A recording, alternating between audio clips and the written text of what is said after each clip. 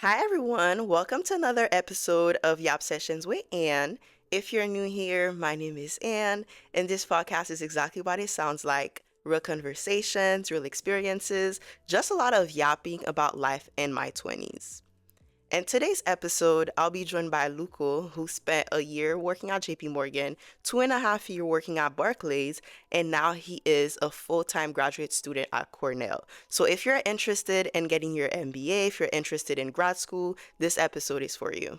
So this is my friend Lucko. So tell us about yourself, and your journey, from your full-time job to grad school.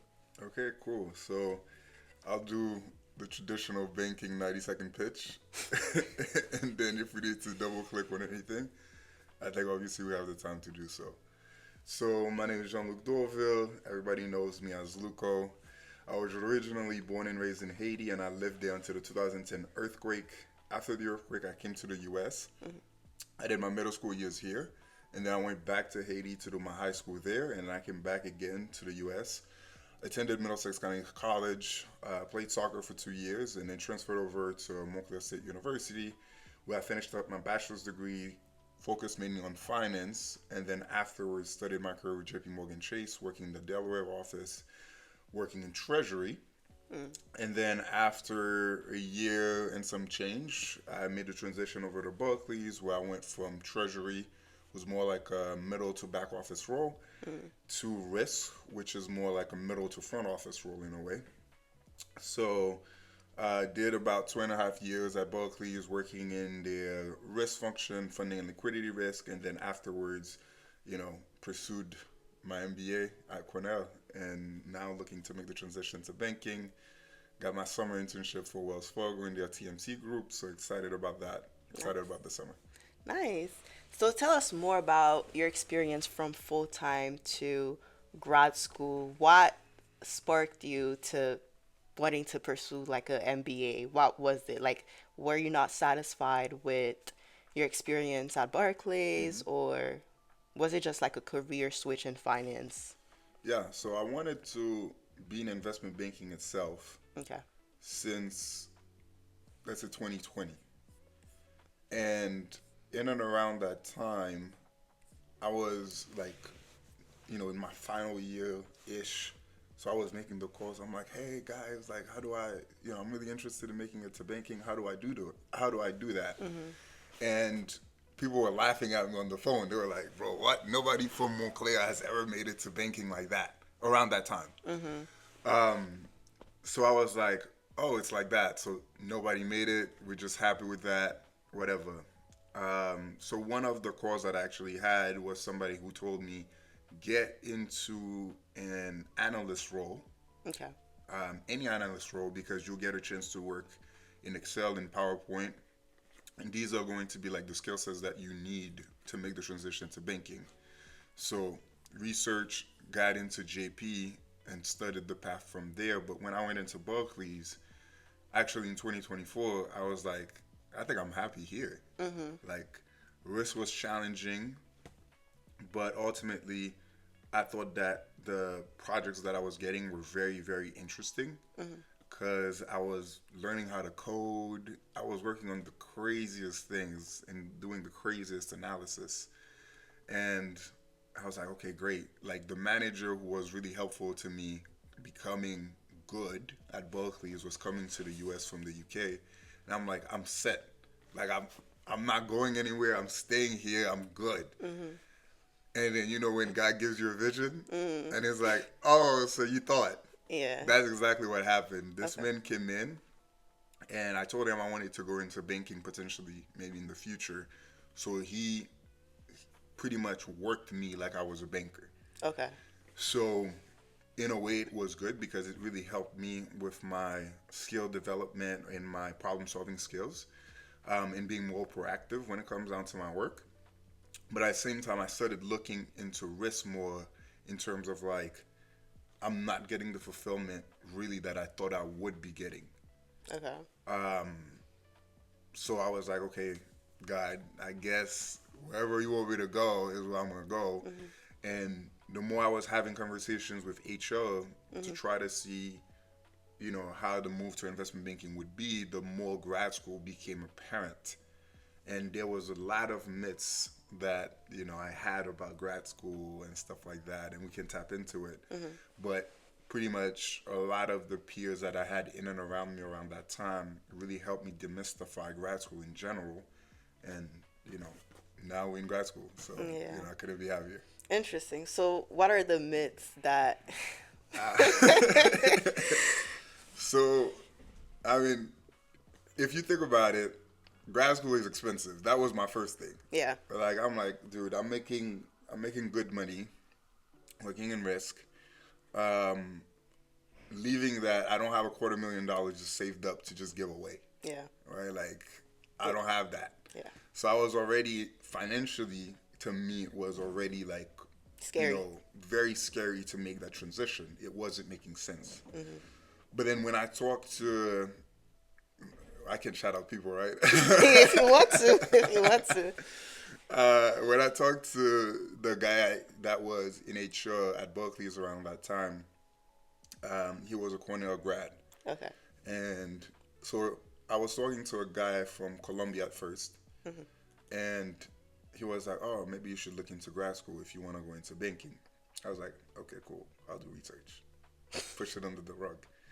And then this guy from HR, when I spoke to him, he's like, "Have you thought about grad school?" I'm like, "Oh yeah, I'll look into it." Try to push it under the rug, and he's like, "Why do you have such a negative connotation towards grad school?" And I told him, like, I don't have $250,000 just to give away. Yeah. And then he told me, "Have you looked into the consortium?"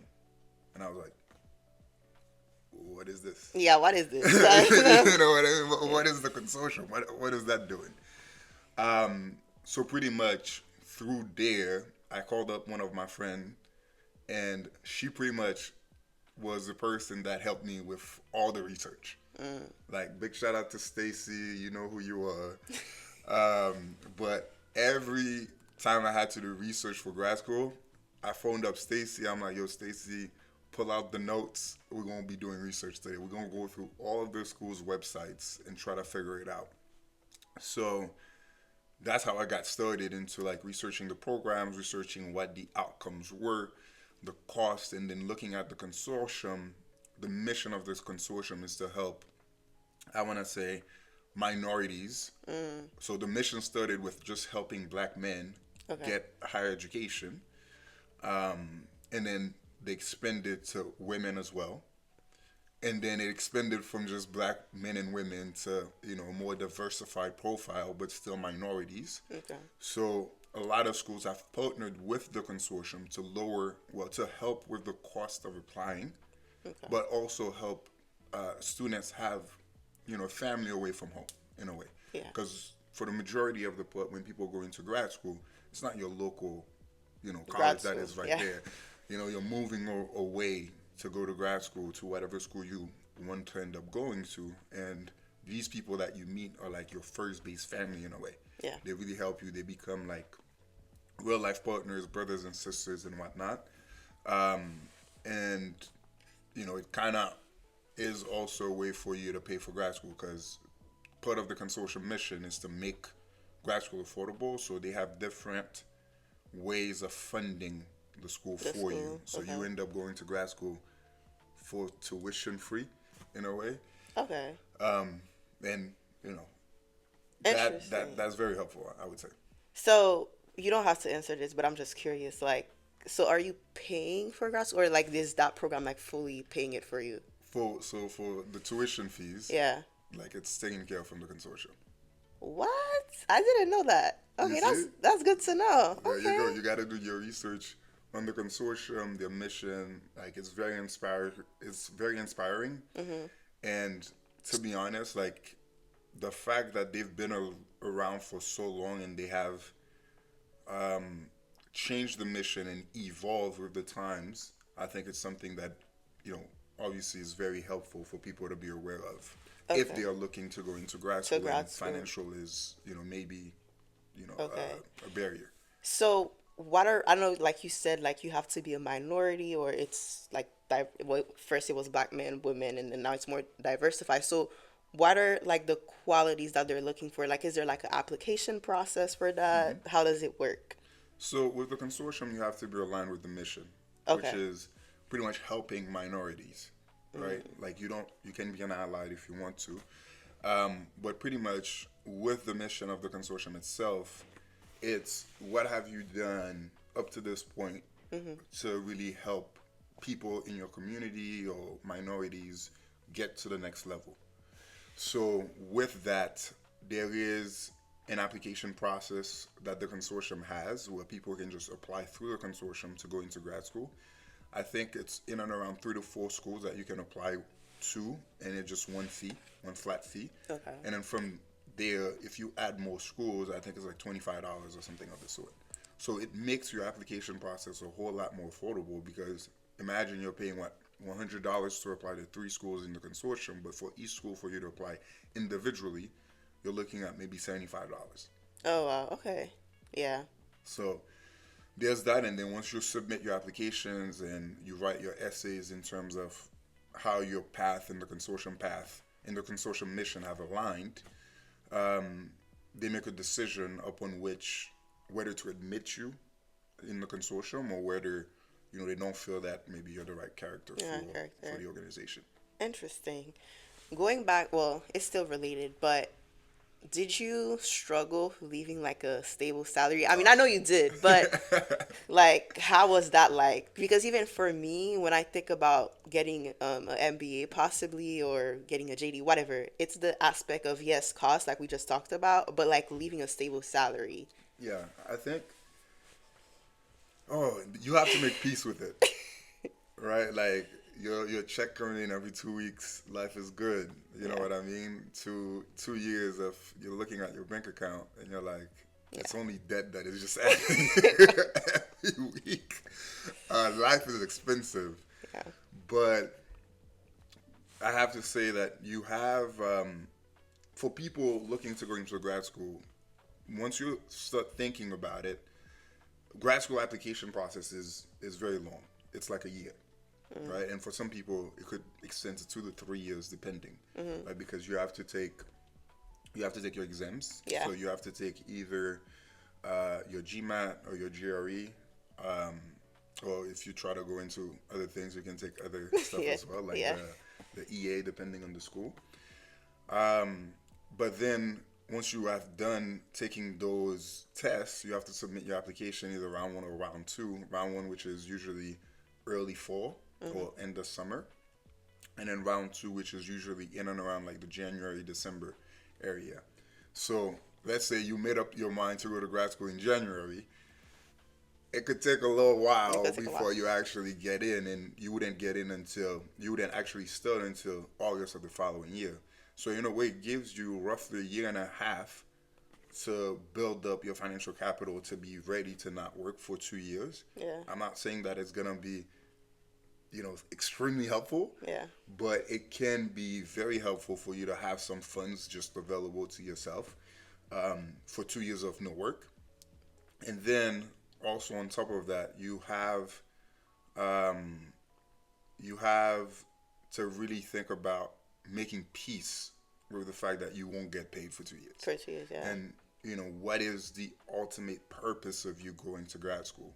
I think once I found why I wanted to go to grad school, I found like a piece in me that I because it haven't would pay found. off, essentially. Yeah, Yeah, for sure. Because you think about going into a whole different caliber of the world of finance, yeah, meeting completely different caliber of people that maybe you haven't met that many of them when you were working in your respective departments and whatnot, but it's just an abundance in grad school. Like everybody in grad school is like a rock star, in their own way. yeah. Like they have habits that you're interested in. You're like, oh shoot, like maybe I should start doing that. They are go-getters for the most part, where that energy kind of rubs off on you, and I think it just continues to help you elevate your craft a whole lot more. So the fact that you know that this is on the other side, and then the career path on the other side of that, the 2 years really prepare you for, the pathway that you're gonna go into afterwards. I think it outweighs the fact that maybe you won't be getting paid for 2 years. For 2 years, yeah. I have two questions, and maybe I can start with one. Do you think people should work before going to grad school? Because I know sometimes it's a thing where people finish their undergrad and they're like, okay, I'm going to go straight for my master's. Or do you think there's a benefit to working and then going to grad school? Or it does, well, it depends on the situation. Right. I think so. You touched on a couple of things there, right? I think masters and MBA kind of have different values, Yeah. and they can attract different type of jobs. I would want to say that the MBA is mostly if you're trying to, in my opinion, if you're trying to pivot into something different. Okay. So I think for you to know that you're trying to pivot into something different, when you just start working in your early 20s, you kind of don't know what you really want to do or what the work environment really is. Agreed. Like you get into a job and you're just like, I'm going to love this. And then maybe for your first year, you're hooking up with it and it's good. Second year, you're hooking up with it, it's good. And then third year, you're like, oh, shoot, like, I really don't like this. Or, it's not as fulfilling as it used to be. So the only way for you to find that out is for you to try it out. And it's okay because at the end of the day, for most people, their career path is not just going to be linear. Like I've worked for 20 years in treasury or something. Or I worked in 20 years in like fashion. Like you really have to love what you're doing but for most people, they don't know that until mid to early 30s, let's say. That's true. Where you have experienced something that you don't like, and sometimes when you don't like something, it's like the biggest teacher that you can have, because it helps you determine that this is not where I want to be. I need to find something else That's that more I want to fulfilling. be doing that is a bit more fulfilling, but also it helps you think about what are things that you value a bit more, that you want to make sure that wherever you go for your next role, these things are actually there. Okay. Okay. So, do you think even if, because I know there's a lot of students when they're undergrad, they're very, like, they get a lot of internships in banking. So, you think even with that, I'm sorry, do you think even with that, when they go into a full-time, let's say like they wanted to do investment banking and they spent 4 years having investment banking internship every semester, do you think even with that it can come to a point where like, okay, like I need to actually experience investment banking full time before getting an MBA? Or if I really like it, those 4 years of getting an internship every summer, I should go get my MBA right away? So this is a good question. I think I've met somebody through my networking efforts, I guess, that she she applied for summer internship in her sophomore year. She did the summer internship in her junior year because that's just how the cookie crumbles nowadays. She got her full-time return offer, and during her senior year, she just utilized the time to apply for grad school. That's the level, mind you. She's super duper young. Yeah. So for her, she went into banking 1 year, 2 years out, and she's just like, I don't really think I like it as much. Yeah. Her option is a top MBA school. Yeah. Mind you, she applied, she got in the deferred program. Top school. Yeah. And she has that available to her as a backway entrance in case she doesn't like what she's doing. Nice. So with that, now she has already decided that she doesn't want to be in banking long term, so she can do 2 to 3 years, potentially get a promotion, and then from there she can go and do her MBA and then look into another part of finance that maybe she might be more suitable Interested. Okay. for.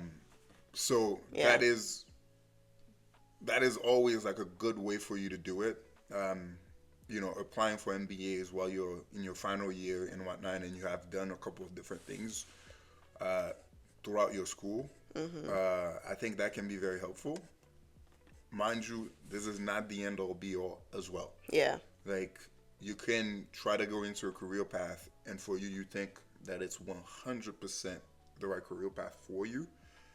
And then later down, you realize that maybe it's not, and you can still apply for For MBA. MBA. Okay. Or you could be ideally working in that career path, and you're like, yo, this is the best thing since sliced bread, and you spend 30 to 40 years there, and it's perfect for you, Yeah. right? So it all depends, but it's always good for you to put yourself in a position where, in case you need an option later down the line, you have that option available to you that you don't have to lift too hard to get it. To get it. Okay. And then my next question is, do you think that it matters like what school you go to? I know what you think. I already know what you think, but I'm gonna ask just for just for this because I remember at work I mentioned that or I mentioned about thinking about getting an MBA and one of my coworkers mentioned it's not worth it to get an MBA if you're just gonna go to a not known school or just a regular school. Yeah. Like for instance, you think it's worth it to get your MBA at Rutgers versus I mean Rutgers has a good MBA program. Please don't drag me. She said that completely on her own. It really does have a good MBA program. Rutgers alum here, so yeah. Uh, Versus like Columbia, Cornell. I mean, obviously we do know like if you were to get an offer at Rutgers versus Columbia, the choice that you should make is obvious. But I'm saying like, what do you think? so, mind you, I think I was in the same boat as you before. Because I was like, why are you going to have to go to a top MBA program? That's so expensive. But my mentor has always told me if you go into an MBA, it has to be at a top program. I never understood why. Going to Cornell, I'm like, it makes sense. The 'Cause network, I think too. It's the network, I think, is vastly different. The caliber of people that you meet there, vastly different.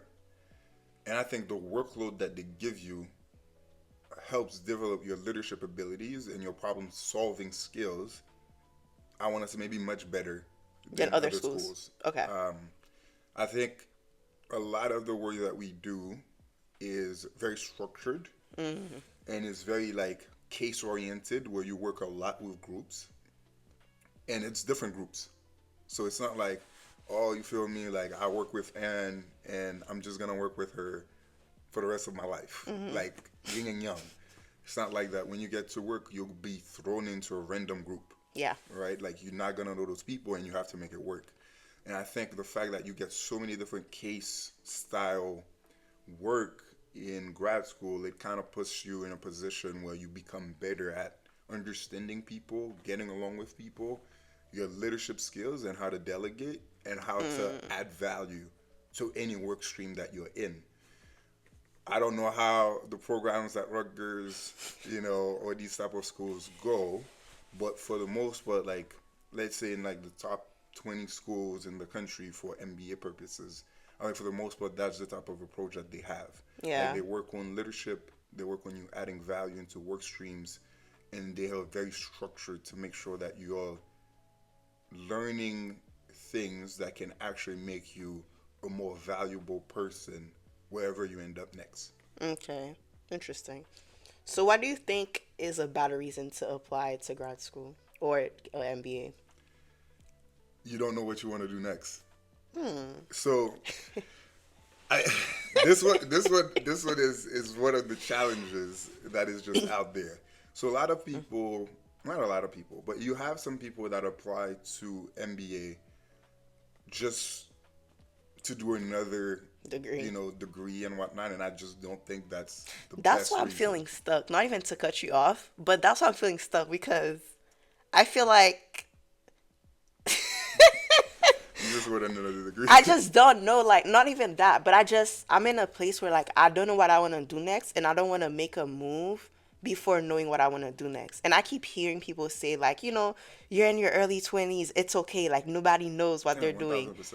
And it's like, because I'm in a good place, so it's like, yeah. So I think, yeah, I agree, like, not knowing what you want to do next, because let's say, like, now I go and get an MBA, and I'm like, okay, like, It's fast paced. yeah. Those 2 years are quick. And then it's like, I still don't know what I want to do. You know what I mean? And that could be completely fine too there. Yeah. But you kind of have to make up your mind in terms of, even though I don't know what I want to do, maybe those two things, I'm happy to do them. Yeah. You know what I mean? Because the moment you touch down on the MBA now, it's like everybody recruits in the fall. So you come in August, and by the time September comes, everybody already knows I'm recruiting for this, I'm recruiting for that. Yeah. So it gives you roughly 3 weeks to figure out what exactly you want to be doing once you touch down. Okay.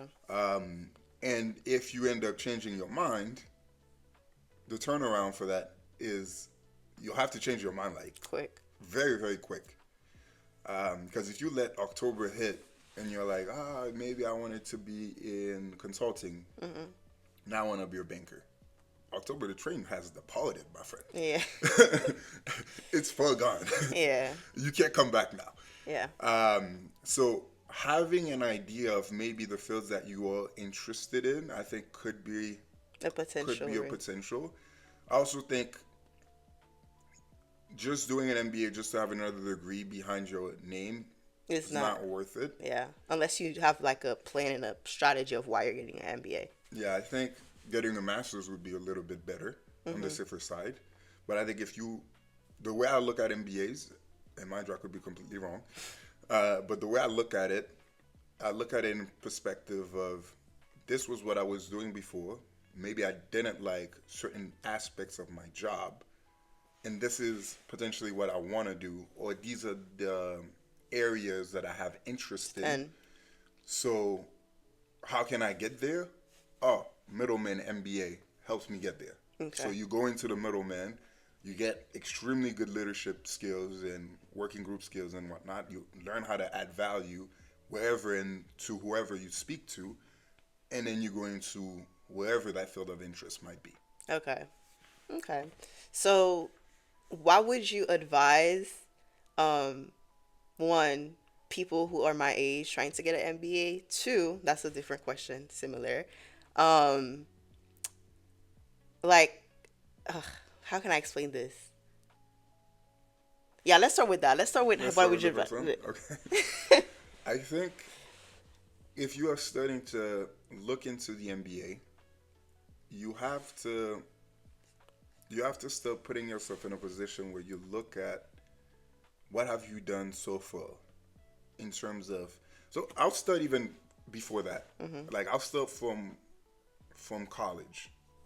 You want to be very intentional when you're in college, and I think a lot of people like us, like we're just like having a blast, right? I wasn't, but speak for yourself. I think you were doing a good job in college. Yeah, I was. I was having a lot of fun, but I was also like networking like crazy. Okay, that's what I thought. Because you're saying Yeah. like you were not doing nothing. I think I remember you being very driven in college. So Ish. Well, true, but I think I could have done a little bit more. Like Okay. that drive, I think could have been more channeled into like career aspects. I think I was just driven, but I just didn't know where to put it. Like Okay. which channels to just put that into. So, first advice would be once you're in college and you're driven, find the right channels to put that into, and that could honestly be joining like a career work group not a leadership group for your career and whatnot at college, like the finance club or the consulting club or the tech club, whatever Yeah. club they have That's that is interesting. professionally driven. I think taking part of that type of club, and if they have like networking series or they have alumni that they can connect you to, or they have programs that are very specific to certain career paths. I think these are extremely essential for you to be a part of.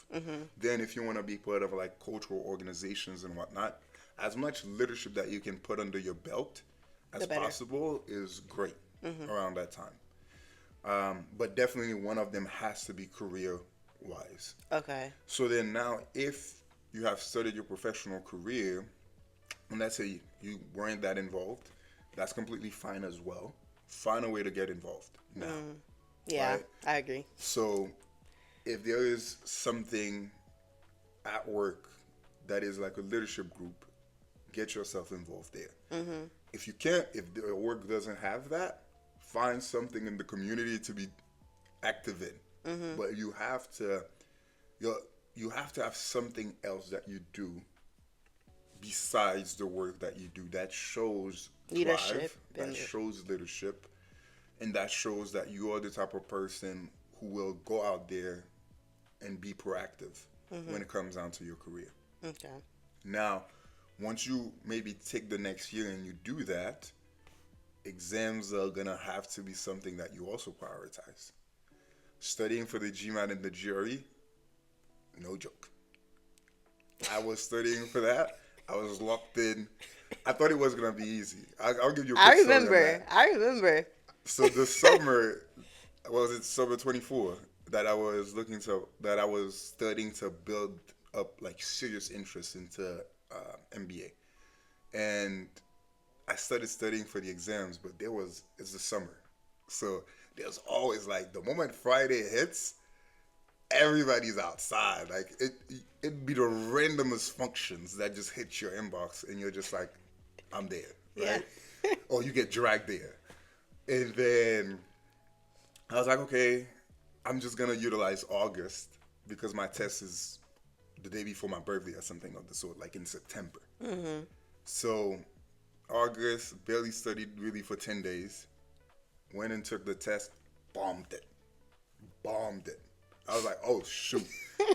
This is not an easy test, guys. This is actually difficult because it doesn't test how smart you are in a way, Yeah. but it tests is how you can recognize Self-com. patterns Oh. That reminds me of the LSAT. in a way. The LSAT, I remember studying for the LSAT. Oh my God. Yeah. Not Anyways. nice. Not nice. Trauma. uh, Anybody in grad school when you say like GRE or GMAT, they're like, please don't. So the entire fall was me going to work, going back home, locking in to study for 2 to 3 hours, and even then, it was still difficult. So giving yourself a good runway to actually study for this test because you have to deal with whatever you deal with at work, and once you get home, you have to give your mind a little bit of a break, and then you have to be very, very disciplined Yeah. to go in and study.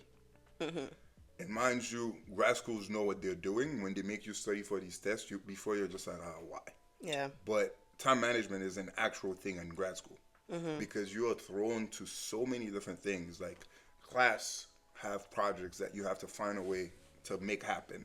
You're recruiting and you have career specific stuff that you have to do. You also have to find time for social life, let's say. You also have to find time to feed yourself. 24 hours, remain 24 hours, whether you're a working professional or whether you're in grad school and people just think you party a whole lot. Yeah. You do, but you have to be very cautious of your time. Of your time.